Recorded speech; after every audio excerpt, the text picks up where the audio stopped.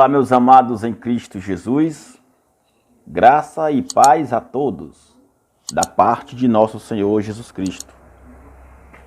Vamos dar início a mais um vídeo que preparamos para você nesse dia maravilhoso. Eu quero agradecer a presença de vocês e dar o meu muito obrigado pelos comentários, tá bom? Para todos vocês que comentaram, eu agradeço. Fica aqui o meu abraço para você, tá bom? Eu quero que você saiba que o meu contato está no rodapé do vídeo aí, certo? Para que você possa ligar para mim, para que você possa entrar em contato comigo através do meu WhatsApp, se você quiser, para tirar suas dúvidas, tá bom? Você pode enviar para mim suas perguntas, seus comentários. Apesar de ter muitas críticas, porque é o normal, não é isso mesmo?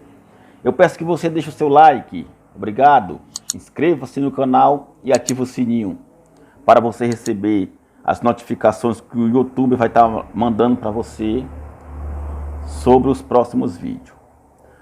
Vamos falar neste vídeo, meu amado, sobre algo muito importante que o sistema religioso evangélico tem se utilizado há muitos anos para fazer as pessoas viverem uma fé sacrificial. Meu amado, para você que está chegando novo no canal, ou para você que não está entendendo nada, ou que não sabe o que significa sistema religioso evangélico, para você que não entende ou de onde foi tirado isso, eu quero que você entenda que o sistema religioso evangélico está no mundo há milhões de anos. Há muitos anos, aliás, milhões não, peço desculpa, há muitos anos, desde a reforma protestante de Martinho Lutero na Alemanha, certo? Vamos entender isso. O sistema religioso evangélico, ele tem se expandido no mundo a partir então dessa reforma, quando Martinho Lutero se rebelou contra os seus líderes religiosos católicos.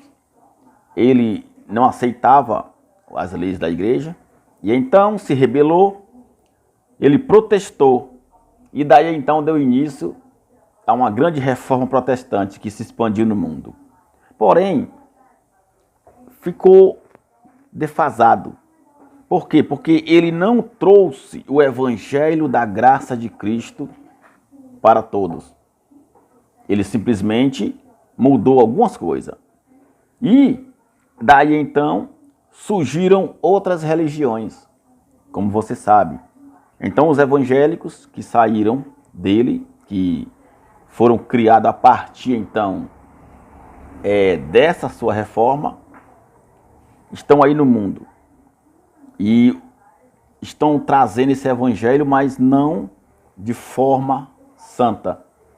É um evangelho misturado. Existe uma mistura de lei com graça.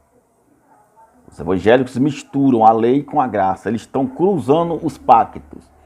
Eles estão se apropriando do antigo pacto, da antiga aliança, e cruzando com a nova aliança, com o novo pacto de nosso Senhor Jesus Cristo. E fica essa bagunça, e fica esse problema aí, que está causando males nas pessoas.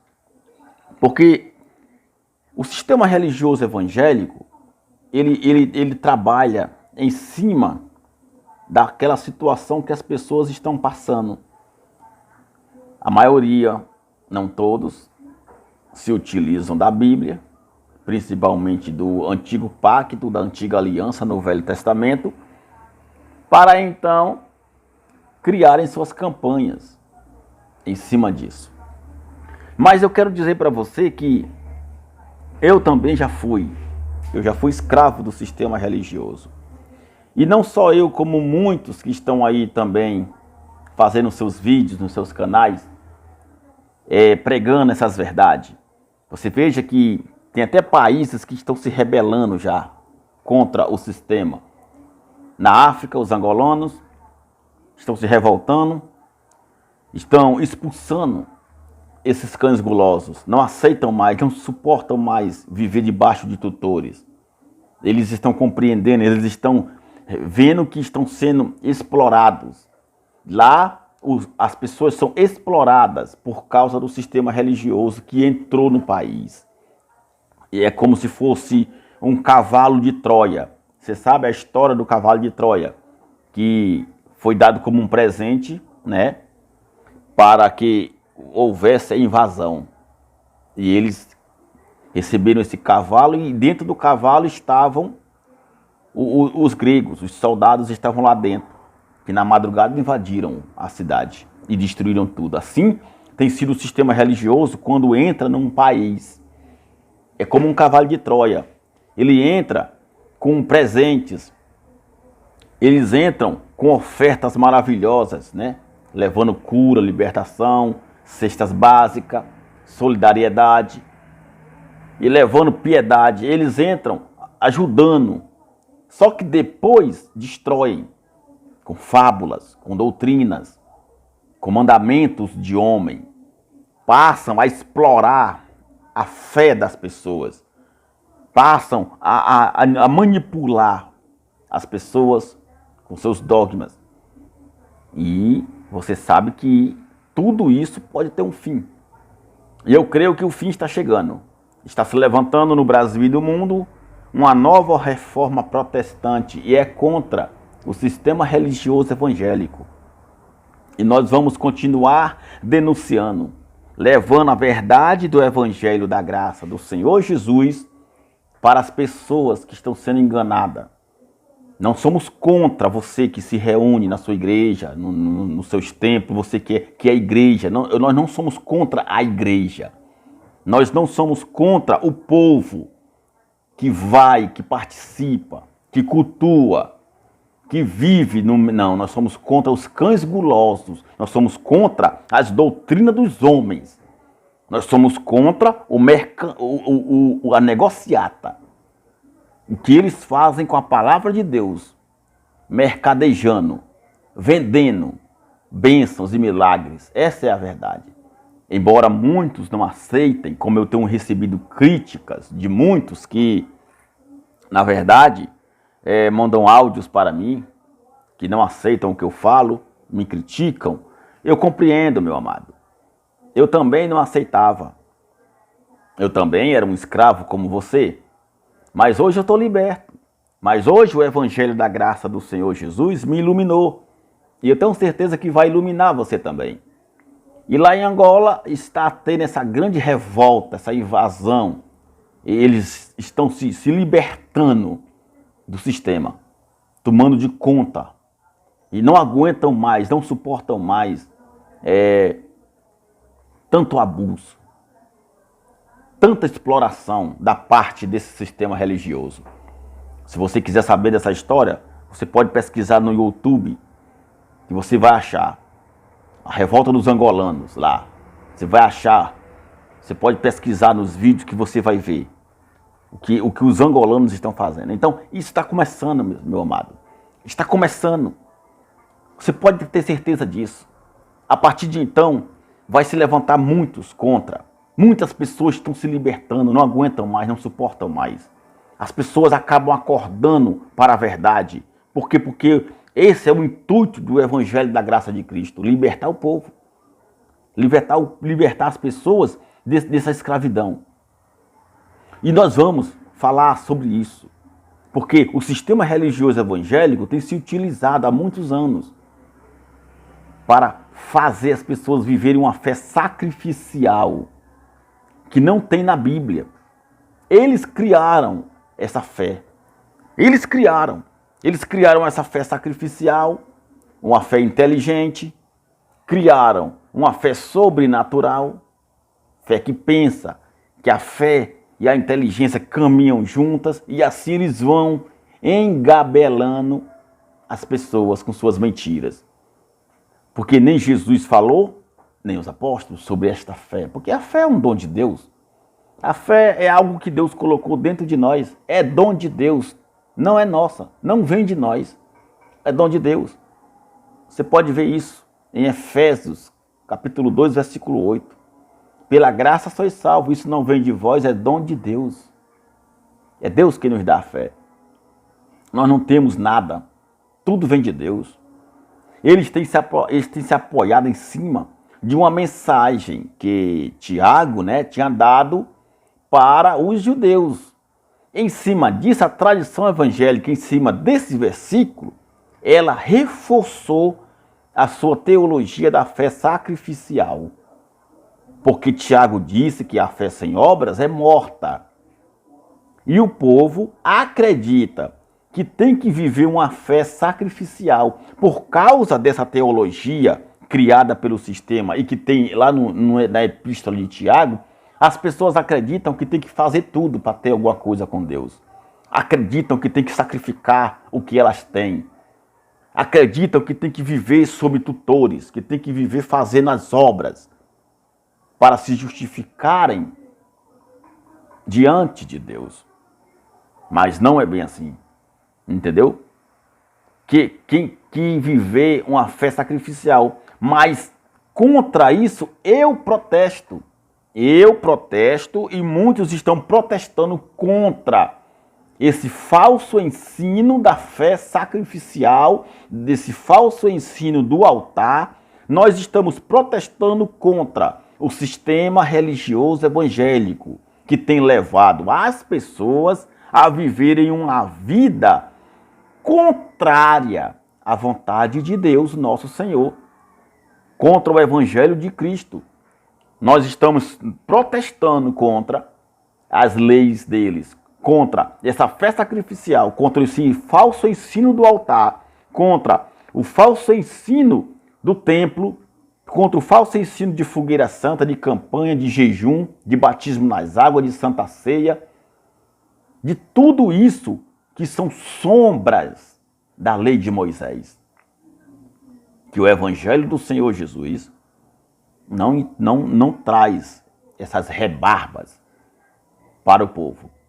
E eu protesto contra isso. Eu protesto e muitos estão protestando também contra esses males. Essa é a verdade. Entendeu? Porque no Evangelho da Graça, a fé com obras é que é morta. Vamos tirar essa conclusão comigo. Você vai me acompanhar, certo? Eu quero que você leia comigo, entenda comigo e veja o que está acontecendo. Qual é a diferença do Evangelho da Graça que Paulo, apóstolo dos gentios, ele menciona no Evangelho de Cristo e o Evangelho de Tiago, que pregou para os judeus. Ele pregava, ele anunciava para os judeus. Tiago não era apóstolo da graça dos gentios. Tiago era um legalista, tanto ele como João e Pedro, eles pregavam para os judeus. Eu vou mostrar para você. Você tem que aprender a ler a Bíblia. Você tem que ler o contexto, você tem que procurar o sentido, o fundamento. Para quem foi escrito? Por que foi escrito e qual foi o tempo? Vamos ver logo mais para quem Tiago estava falando sobre essa fé sem obras, que ele disse que é morta. Porque quem usava esses termos eram os judeus, eram os fariseus. E tem até uma contradição de Tiago, você vai tirar comigo aqui. Vamos já entender isso. Vamos ver aqui, ó. Eu peço que você, meu amado, abra o seu coração. Abra o seu coração para a revelação da graça de Cristo. Abra, leia comigo, não fique só no que eu falo. Não fique só achando que eu estou certo, não. Eu não sou o dono da verdade. Eu estou pregando o Evangelho da graça de Cristo que está na Bíblia e que você pode conferir na sua. Se eu falar aqui alguma mentira, você pode me criticar, você pode me corrigir. Mas tudo que eu falar para você está dentro da Bíblia. É o Evangelho da graça. Eu não estou inventando nada. Eu não estou criando nada. Tudo aqui que estou falando não vem de mim, mas vem do próprio Senhor Jesus. Não são minhas palavras. Eu não sou o dono da verdade. Isso aqui não caiu do céu ontem. Isso aqui está escrito há muitos anos. Está escrito há muitos anos atrás. Então não é coisa que aconteceu ontem. Nenhuma notícia de jornal. Então você tem que respeitar e ver para quem foi escrito. Romanos capítulo 4. O apóstolo Paulo, o apóstolo da graça, né? O apóstolo dos gentios. Olha o que disse o apóstolo da graça para os gentios, que somos nós, os gentios. Ele fala o seguinte, ó. Romanos capítulo 4, versículo 13 em diante, ele vai dizer o seguinte, ó. Porque a promessa de que havia de ser herdeiro do mundo não foi feita pela lei a Abraão. Preste atenção.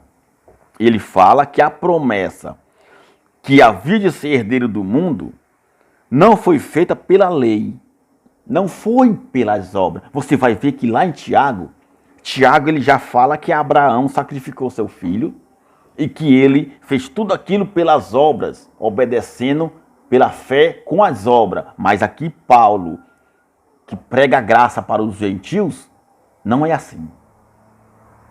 Não é assim como Tiago descreve, não. Aqui ele diz que não foi pela lei das obras ou a sua posteridade, mas foi pela justiça da fé. Mais uma vez eu repito que a fé não tem obras. Quando você faz alguma coisa, toca em alguma coisa, isso não é fé. Isso não é fé. Você está tocando, você está vendo, você está fazendo, você está se utilizando do material. A fé é espiritual. A fé de Deus é espiritual, como Deus é espírito. Você não vê espírito, você não toca em espírito. Assim é a fé, a certeza do que se espera. É uma convicção de um fato que vai acontecer sem você fazer. Isso é fé. Porque se os que são da lei são herdeiros, logo a fé é vã e a promessa é aniquilada. Porque a lei opera a ira.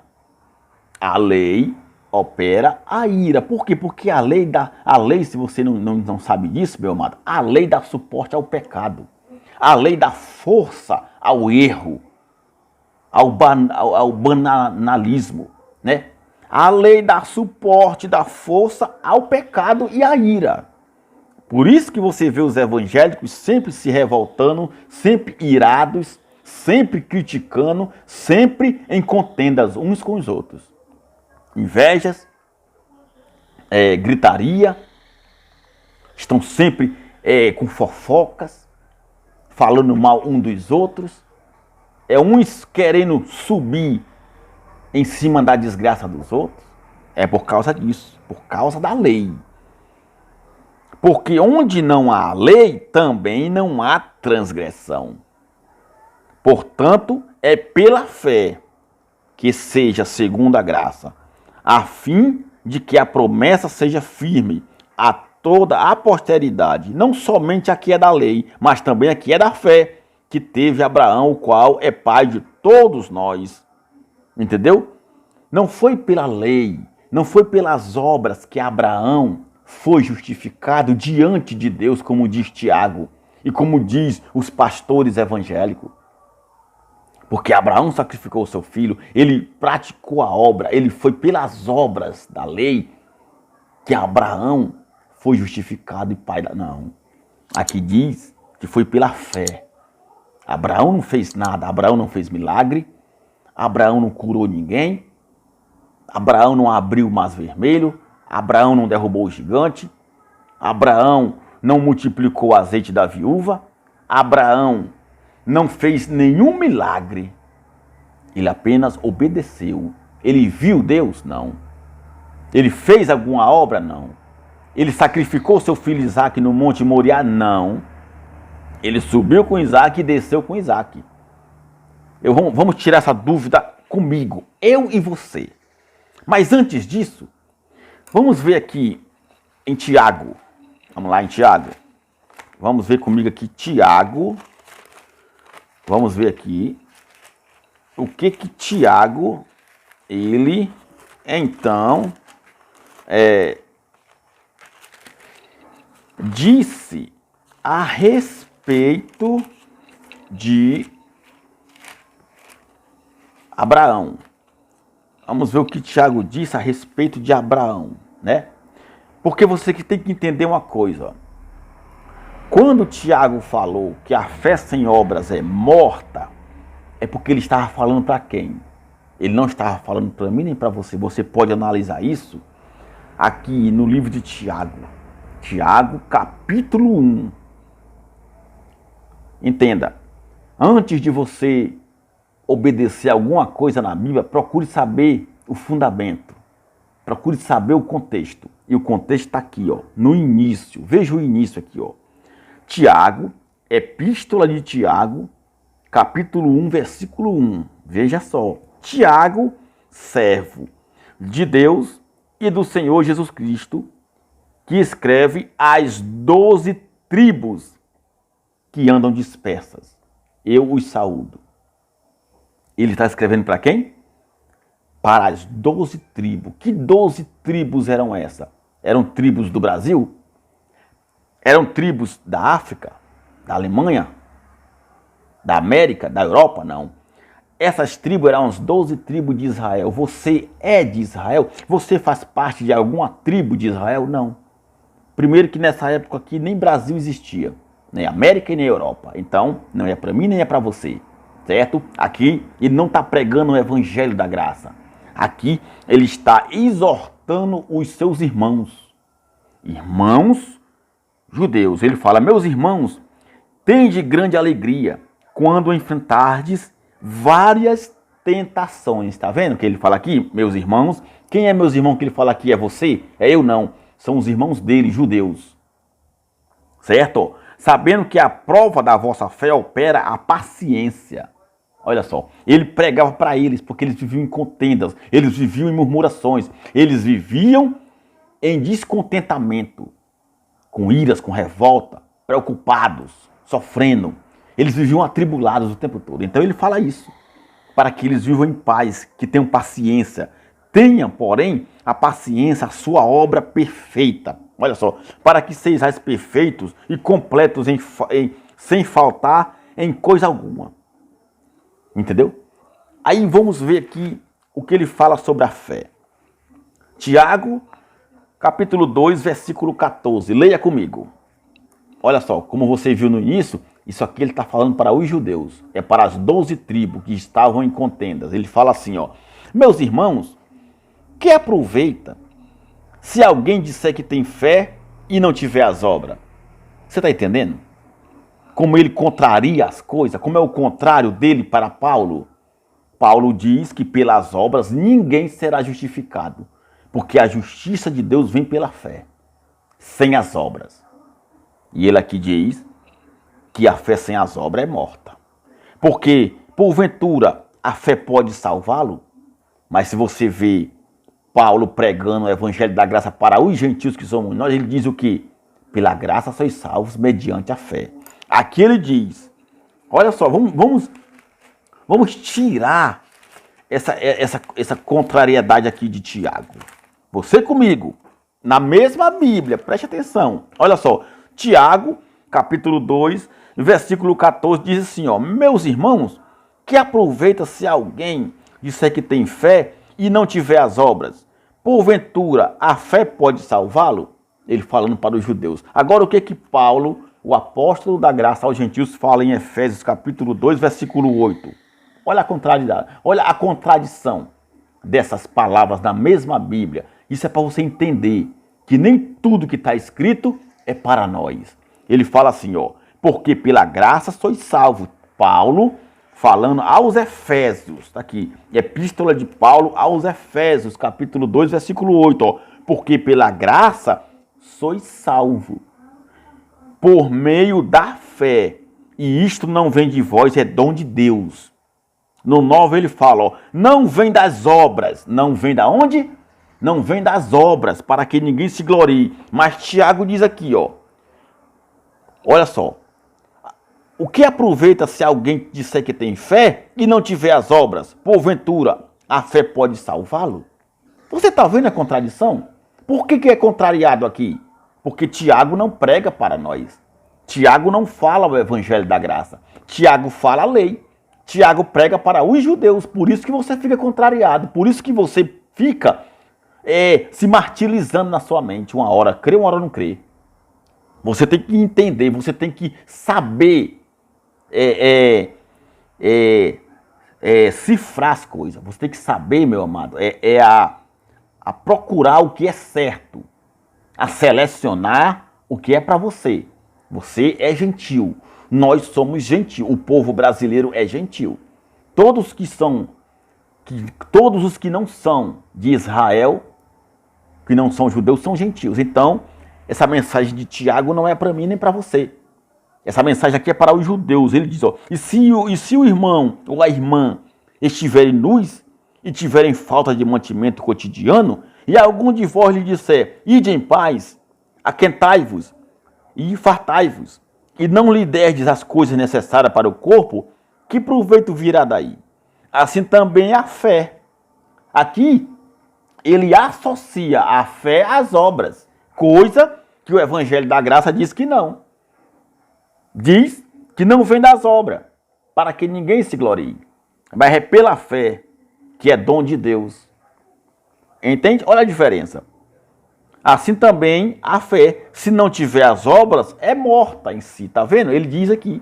É por isso que o sistema religioso evangélico, se aproveitando desse versículo aqui, criou, então, a teologia da fé sacrificial. Porque Tiago disse que a fé sem obras é morta. Entendeu? Tiago falou. O problema da tradição evangélica é que eles querem viver um evangelho misturado. Eles misturam graça com a lei. Quem disse que a fé sem obras é morta foi Tiago, que nem vamos entender aqui. Não foi Paulo. Tiago não pregava para nós que somos gentios. Tiago pregava para os judeus. Você viu aqui no início que ele fala, para as 12 tribos. Nós não somos de Israel. Tu crês que há um só Deus? Fazes bem. Os demônios creem e estremecem.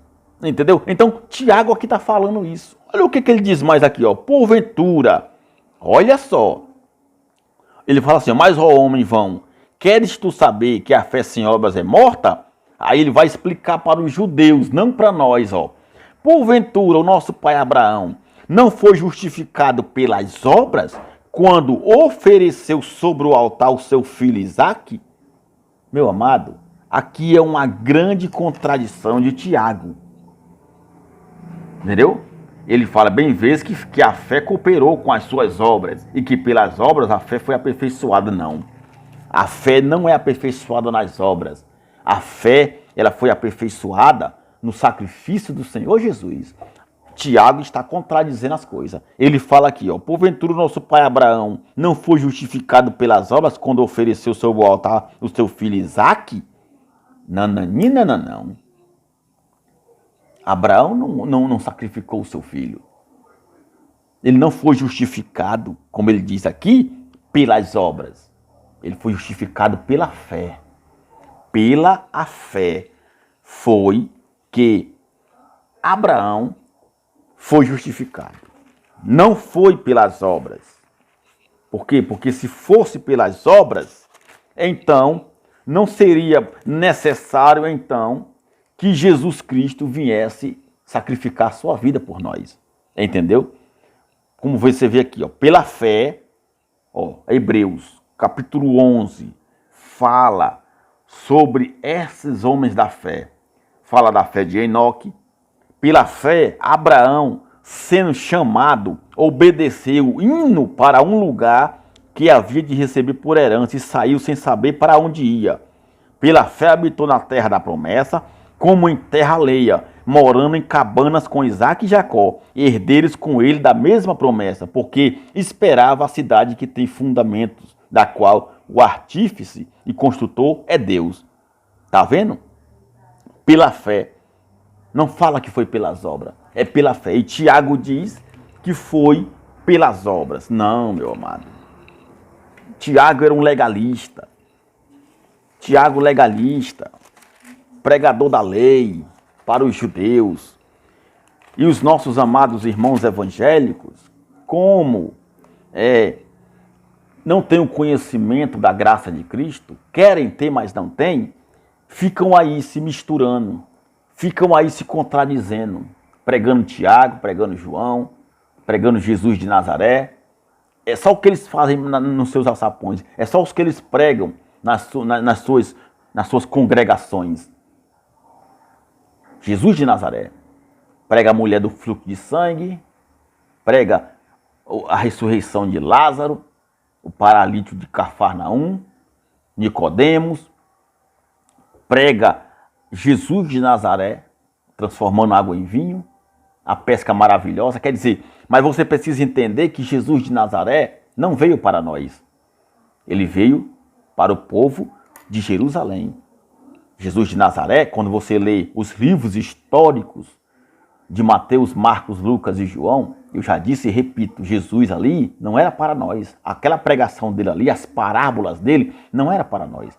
Algumas passagens ele falava do futuro.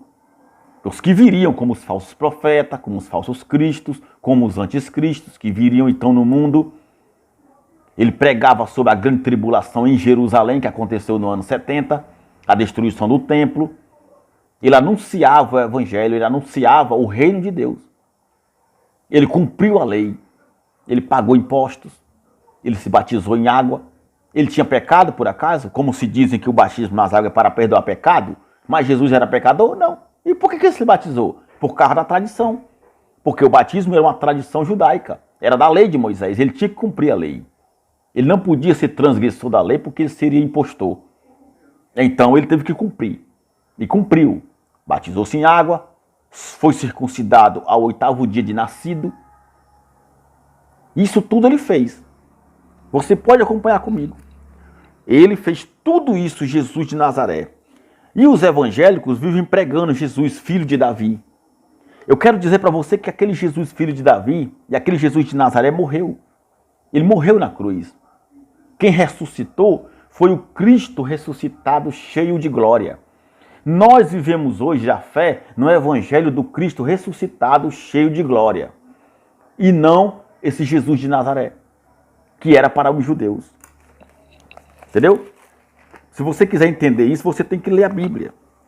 Você tem que ler a Bíblia, meu amado, e procurar entender tudo isso.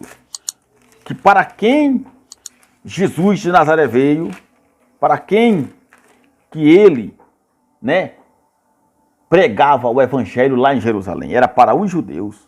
Olha só. Olha só. Aqui em Mateus capítulo 3, versículo 14, fala assim, ó. Mas João opunha-se-lhe dizendo, eu careço de ser batizado por ti, e vens tu a mim? Jesus, porém, respondeu e disse-lhe, deixa por agora, porque assim nos convém cumprir toda a justiça. Então ele o permitiu. João Batista não queria batizar Jesus, porque ele sabia que Jesus era puro, não tinha pecado. Mas Jesus falou, não, temos que cumprir a lei. E ele assim batizou. E ele assim batizou Jesus. Entendeu? Mas você precisa entender que Jesus de Nazaré, ele não veio para nós.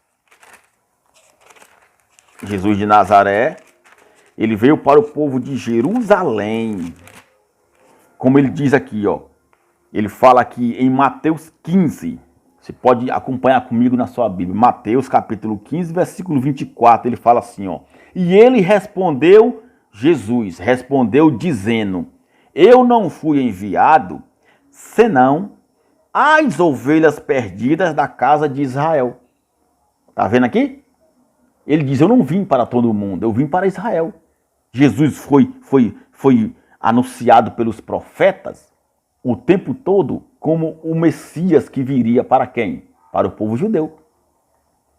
Ele não veio para nós. Porque primeiro que aqui, quando Jesus estava aqui no mundo, era o ano 30, 31, 32, 33, do primeiro século da era cristã. Nessa época aqui não havia Europa, nem América, nem Ásia, não havia Estados Unidos, nem Brasil. Então como é que você lê isso aqui futurizando como se fosse escrito ontem, como se tivesse caído do céu ontem? Isso aqui não caiu do céu ontem. Isso aqui é a palavra de Deus, que foi escrita há mais de 2000 anos atrás, pelos judeus. E esses manuscritos foram encontrados em cavernas no Mar Morto. Isso é que você tem que entender. E ele fala aqui, ó, eu não fui enviado senão as ovelhas perdidas da casa de Israel. Está bem claro para você? Está aqui. Bem claríssimo para você. Como ele não foi enviado, senão as ovelhas perdidas da casa de Israel. Aqui em Mateus, em Lucas, aliás, Mateus não, Lucas. Lucas também fala que Jesus Cristo, você viu que ele se batizou nas águas para cumprir a lei e ele cumpriu. Você viu que ele falou que foi enviado para o povo de Israel e foi enviado.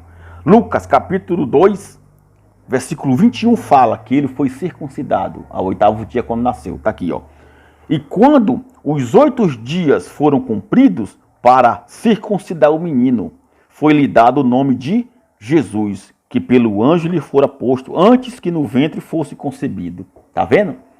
Ele veio cumprir a lei. E ele cumpriu a lei. Jesus cumpriu toda a lei. E na cruz, ele crucificado, deu fim à lei. Ele pôs fim à lei lá na cruz. Se você quiser saber disso, você pode conferir comigo. Em Romanos capítulo 10, versículo 4. Ó.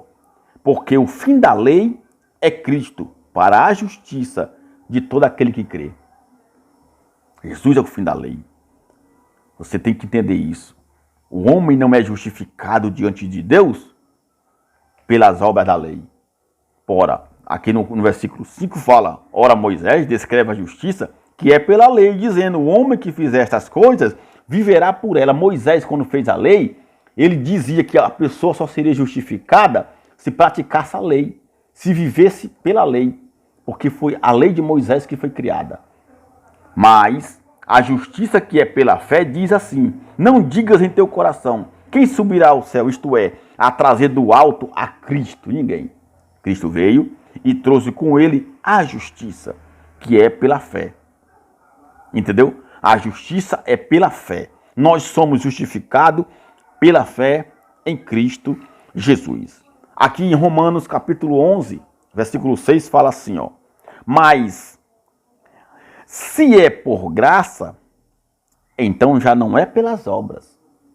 Eu pergunto uma coisa para você, nós estamos em graça ou estamos debaixo da lei? Bom, para você que é inteligente, que conhece as escrituras, estamos na graça. Então, se estamos na graça, aqui diz, mas se é por graça, já não é pelas obras. Por que você vive praticando as obras da lei? Hein, meu amado? Você, evangélico, que diz ser servo de Deus, que é filho de Deus, que vive a fé no Senhor Jesus. Como é que você diz que é um servo de Deus, que é filho de Deus, que está na graça e anda praticando as obras da lei? Aqui diz, mas se é por graça, já não é pelas obras. De outra maneira, a graça já não é graça. Se você pratica as obras da lei, então você não vive na graça. Você vive debaixo da lei, debaixo de maldição. Entendeu? Já não é, de outra maneira, a obra já não é obra. Porque Israel buscava o que não alcançou. Mas os eleitos alcançaram e os outros foram endurecidos. Entendeu? Quer dizer, Tiago, você leu comigo que Tiago contrariou as coisas, falando que Abraão, ele sacrificou o seu filho. Falando que Abraão, né, ofereceu Isaque pelas obras. Não. Não foi pelas obras. Foi pela fé. Abraão não fez milagre, Abraão não fez nada. Abraão simplesmente creu. Creu. E isso lhe foi imputado por justiça. Entendeu? Isso lhe foi imputado por justiça. Vamos ler aqui comigo. O que diz aqui, ó. Gênesis capítulo 22. Vamos ver aqui o que foi que aconteceu com Isaque. E aconteceu depois daquelas coisas que provou Deus a Abraão e disse-lhe, Abraão. E ele disse, eis-me aqui. E disse, toma agora o teu filho, o teu único filho Isaque, a quem amas, e vai-te à terra de Moriá.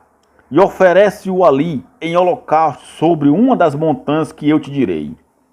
Então se levantou Abraão pela manhã, de madrugada, e albardou o seu jumento. Abraão se levantou e foi, e tomou consigo 2 de seus moços, e Isaque seu filho, e cortou lenha para o holocausto, e levantou-se, e foi ao lugar que Deus lhe dissera. Ao terceiro dia, levantou Abraão os seus olhos, e viu o lugar de longe.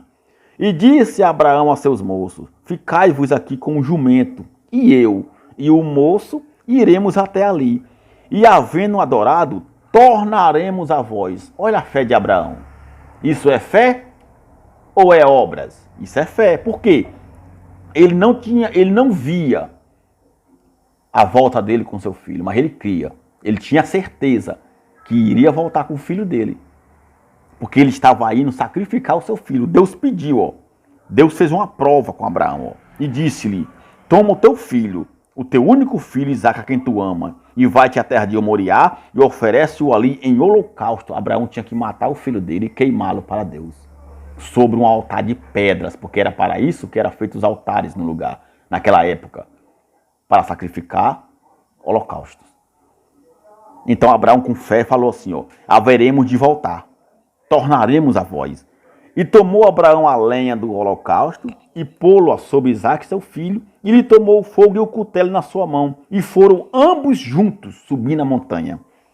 Então falou Isaque a Abraão, seu pai, e disse, meu pai. E ele disse, eis-me aqui, meu filho. E ele disse, meu pai, eis aqui o fogo, a lenha, mas onde é que está o cordeiro para o holocausto? Ele não sabia que ele seria o holocausto se Deus assim o permitisse, né? Porque não foi permitido. Deus proverá para si o cordeiro para o holocausto, meu filho. Assim caminharam ambos juntos. E chegaram ao lugar que Deus lhe disse. E edificou Abraão ali um altar, e pôs em ordem a lenha, e amarrou a Isaque, seu filho, e deitou sobre ele o altar, e deitou sobre o altar em cima da lenha. E estendendo Abraão a sua mão, e tomou o cutelo para imolar seu filho, quer dizer, para matar o seu filho. Abraão tomou aquele cutelo, que era como uma faca, né, uma adaga, para matar o filho dele. Olha o que aconteceu. Mas o anjo do Senhor lhe bradou desde os céus e disse, Abraão, Abraão. E ele disse, eis-me aqui, Senhor.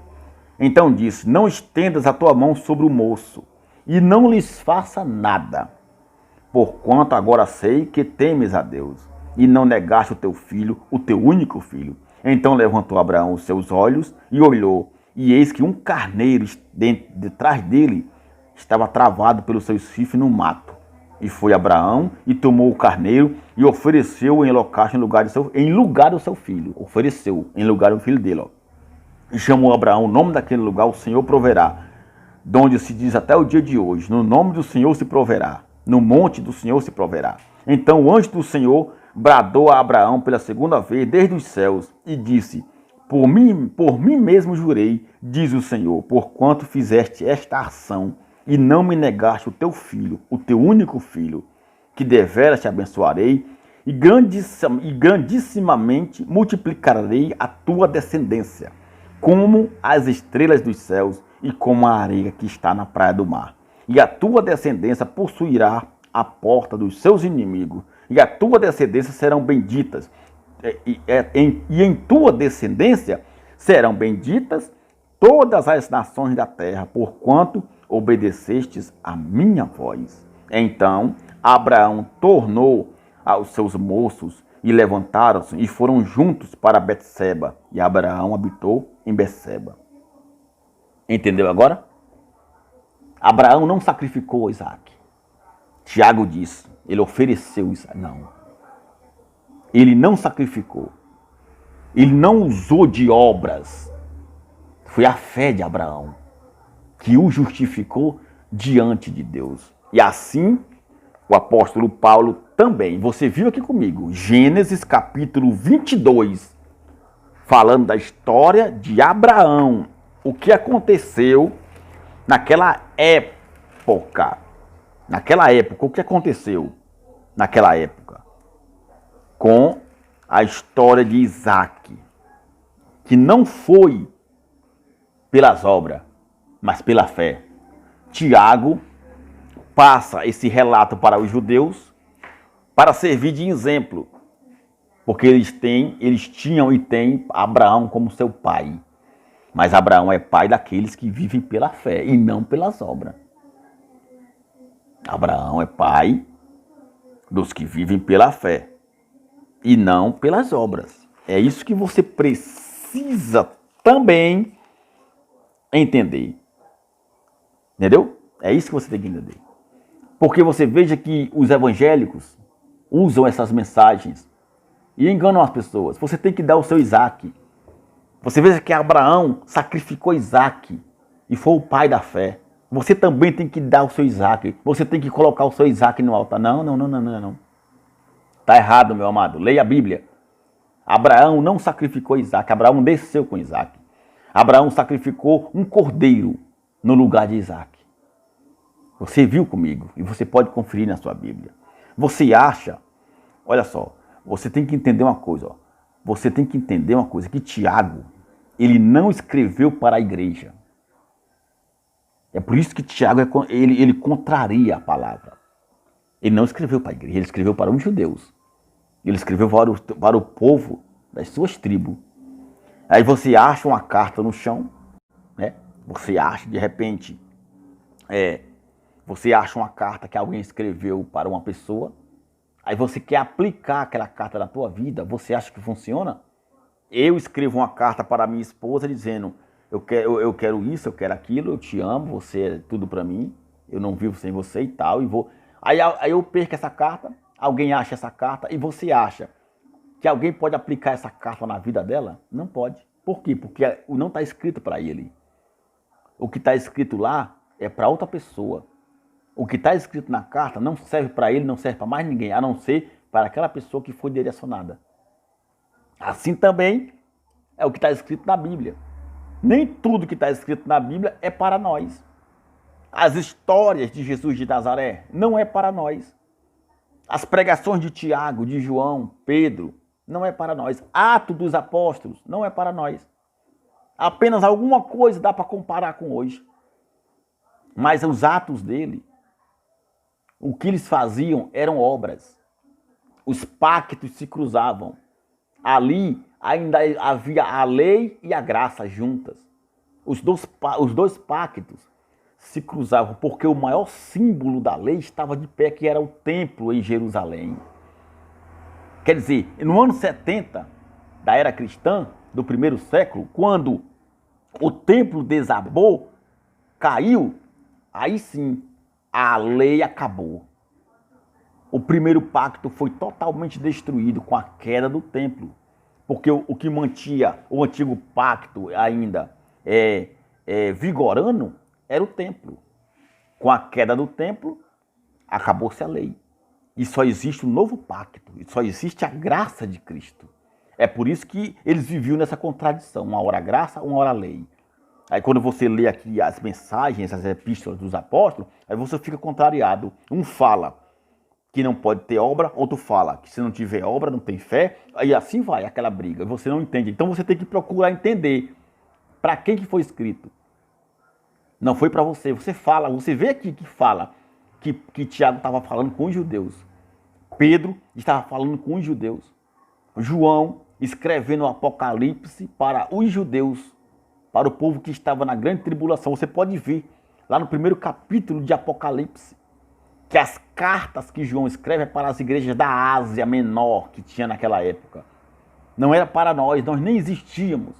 Aí os crentes ficam futurizando a Bíblia, ficam futurizando o Evangelho, ficam trazendo o martelo de Thor, a espada de Odin, ficam trazendo o cajado de Moisés, a vara de Arão, a arca da aliança, ficam trazendo os 300 de Gideão, ficam trazendo o Monte Carmelo de Elias, destruindo lá o Baal, ficam trazendo as vitórias de Jefté, de Asa, de Ezequias, de Sansão, de Davi, trazem Davi e Golias, tudo junto, para a era moderna de hoje, para os dias de hoje. Como, meu amado? Futurizando, querendo que coisas que aconteceram há mais de 7.000 anos atrás aconteçam hoje. Não tem como. Isso é um absurdo. Você não pode aplicar uma carta que foi escrita para uma pessoa na tua vida, porque não vai funcionar. A carta que escreveram para uma mulher indiana diz respeito à vida dela, ao relacionamento dela. Aí você acha essa carta que o fulano perdeu, aí você acha que pode usar para você. Não pode, não vai dar certo, não vai funcionar. Não se põe vinho novo em odres velho, falou Jesus Cristo na graça. O odres velho é a lei de Moisés. E a maioria dos evangélicos hoje vivem colocando vinho novo em odres velhos, se rompendo, se destruindo tudo. Por quê? Porque a lei era sombra. Tudo que era da lei eram apenas sombras que não podem vivificar eternamente. Saiu a sombra e ficou o que é real, o que é verdadeiro e eterno, que é o Senhor Jesus Cristo. Ele é o nosso sumo sacerdote hoje, o nosso pastor, o nosso mediador, o nosso salvador. Será que você me entende? Aí quando você vê Tiago pregando que tem que ter obras, as igrejas evangélicas se apropriam dessa palavra. E em cima desse versículo que ele fala que a fé sem obras é morta, criaram teologia da prosperidade, criaram teologia de uma fé sacrificial que não tem na Bíblia, uma fé inteligente, um sobrenatural da fé, não tem na Bíblia. A fé, como você viu lá em Efésios, é um dom de Deus. É um dom de Deus. Pela graça sois salvos. Efésios capítulo 2, versículo 8 e 9. Pela graça sois salvos mediante a fé. Isso não vem de vós, é dom de Deus. Não vem das obras para que ninguém se glorie. Não é pelas obras, não é pelo jejum, não é pelo batismo nas águas, pelo altar, pela fogueira santa, não é pelo monte, não é pela vigília, não é pelo falar em línguas, não é pelas revelações, pela gritaria. Não adianta, irmão, ficar feito doido gritando. Isso aí é carne. Isso não é evangelho da graça. Isso é sistema religioso enganador. O evangelho da graça de Cristo, meu amado, liberta você, santifica você, tira você da condenação, entendeu? Tira você da condenação. Esse é o evangelho da graça de Cristo. O evangelho da graça de Cristo tira você de toda a condenação. Condenação. Você tem que se batizar, tem que dar dízimo. Como diz o apóstolo da graça para os gentios em Efésios 8, como eu falei para você. Você acha uma carta e você quer aplicar para você. Essa carta foi escrita para outra pessoa, aí você acha que funciona para você. Assim é na Bíblia. Quando você lê os livros históricos de Jesus de Nazaré, as epístolas de Pedro, Tiago e João, as histórias dos profetas, dos patriarcas, aí você quer aplicar para você hoje. Mas não se aplica a você. A verdade é, não está escrito para você. A nossa vida, meus amados, na graça de Cristo, não tem obras. A nossa vida, na graça de Cristo, não tem obras. Você pode ver isso em Tito. Tito. Epístola de Paulo a Tito, no capítulo 2. Tito, capítulo 2. Ele fala aqui. Tito, no capítulo 2. Aliás, não é capítulo 2, é capítulo 3, mano. Perdão. Tito, capítulo 3, versículo 7 em diante, ele fala, olha só. Para que, sendo justificados pela sua graça, olha só, não é pelas obras. Mais uma vez o apóstolo Paulo está falando para nós, os gentios. Para que, sendo justificados pela sua graça, entendeu? Sejamos feitos herdeiros segundo a esperança da vida eterna. Para que, sendo justificado pela sua graça, quer dizer, não tem nada a ver com obras. Não tem nada a ver com obras. Não é o jejum que santifica, que justifica você. Não é o jejum, não é o altar, não é a Santa Ceia, não é o dízimo, não é as orações, não é as vigílias, as campanhas no monte, não é o falar em línguas. Não é nada disso, meu amado, que vai te justificar diante de Deus, mas é pela graça do Senhor Jesus. Está aqui bem claro. Para que, sendo justificados pela sua graça, sejamos feitos herdeiros, segundo a esperança da vida eterna. Como diz o apóstolo da graça, é pela fé no evangelho da graça de Cristo. Você tem que se batizar, tem que dar dízimo, tem que ir para o altar, tem que fazer a campanha, tem que participar de Santa Ceia para ser salvo. Não é isso mesmo? Você tem que fazer tudo isso para alcançar a salvação. Você só será salvo se você batizar nas águas, se você der o dízimo, se você for para o altar, ou se tomar Santa Ceia, que é um pedacinho de pão e um copo de suco de uva, que é uma blasfêmia contra o sangue de Cristo. Mas aqui em Gálatas, você vai acompanhar comigo, Gálatas capítulo 2, Gálatas 2, versículo 21. Ele fala assim, ó, eu não aniquilo a graça de Deus, porque se a justiça provém da lei, que é as obras, segue-se que Cristo morreu em vão. Se eu tiver que ser justificado diante de Deus fazendo jejum, orações contínuas, subindo em montes, né, indo fazer vigílias, se batizar em água e tudo isso que a lei manda, então quer dizer que Cristo morreu em vão. É o que Paulo está falando aqui, ó. Não aniquila a graça de Deus, porque se a justiça provém da lei, das obras, segue-se que Cristo morreu em vão. Não é verdade? Então quer dizer que Cristo foi para a cruz em vão. Se eu tiver que fazer tudo isso. É por isso, meu amado, que os evangélicos estão aí sofrendo. A maioria sofre, a maioria é condenada, a maioria vive atribulado. Uma hora está bem, uma hora está mal. Os evangélicos vivem nesses altos e baixos. É como o ioiô, né? O ioiô uma hora está em cima, outra hora está embaixo. Assim é o sistema religioso evangélico, praticando as obras da lei. Entendeu? É um tal de toma lá da cá. Você faz e Deus faz por você. Você faz a sua parte e Deus fará dele. Nada disso. O Evangelho da Graça diz que não é pelas obras, é pela fé. É pela fé. É pela graça de Cristo. Não tem barganha. Entendeu? Se você quiser ser abençoado, você tem que ir para o altar. Você tem que ter parceria com Deus. Você faz a sua parte e Deus fará dele. É um toma lá da cá. Se você não fizer, Deus não vai fazer. Onde é que está escrito isso, meu amado? Existe alguma coisa que eu possa fazer para sensibilizar o Altíssimo, Todo-Poderoso, Criador do Universo? Eu não tenho que fazer nada, porque tudo é dele.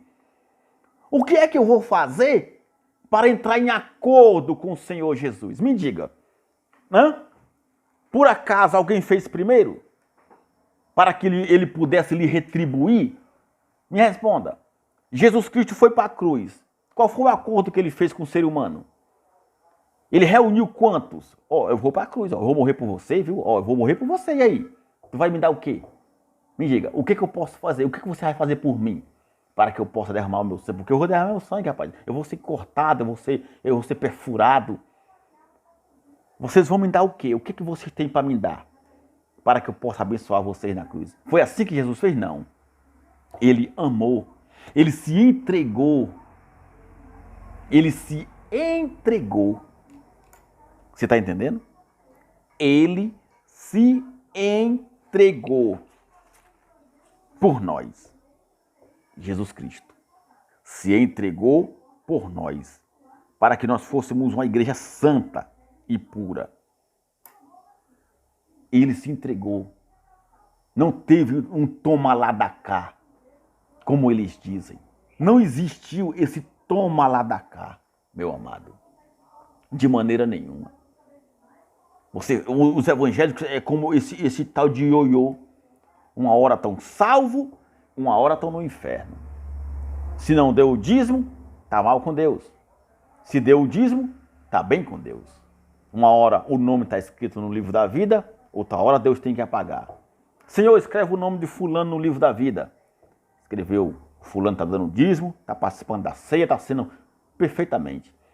Aí de repente, no outro dia, o fulano não deu o dízimo, o fulano não participou da ceia, o fulano entrou em pecado.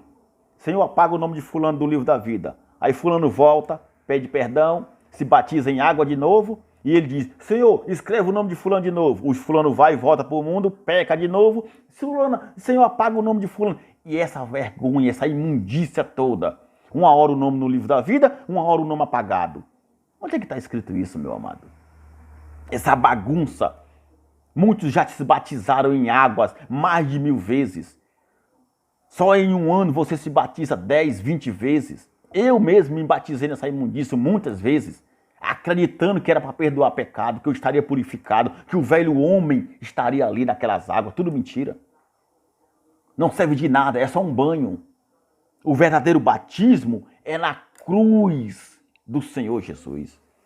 Esse é o verdadeiro batismo. Esse é o verdadeiro batismo. Entendeu? Por quê? Porque é assim que você se torna filho de Deus. Gálatas capítulo 2, versículo 19 diz assim, porque eu, pela lei, estou morto para a lei, para viver para Deus. Já estou crucificado com Cristo, e vivo não mais eu, mas Cristo vive em mim. E a vida que agora vivo na carne, vivo-a pela fé do Filho de Deus, o qual me amou e se entregou a si mesmo por mim. Ele se entregou por si mesmo. Ninguém pediu, ninguém mandou. Ele não entrou em acordo com ninguém. Não existe esse tal que você tem que fazer para Deus fazer. Se você não fizer, Deus não faz. Mentira. Mentira, porque Jesus, quando foi para a cruz, ninguém tinha feito nada por ele. E nem fará, e nem se faz hoje. Não tem que fazer nada, porque tudo é de Deus. Tudo pertence a ele. Tudo foi feito para ele, meu amado. Parem de ser enganados. Parem de viver debaixo de ordenanças de homens. O Evangelho da Graça de Cristo está aí para nos libertar, para nos salvar e para fazer de você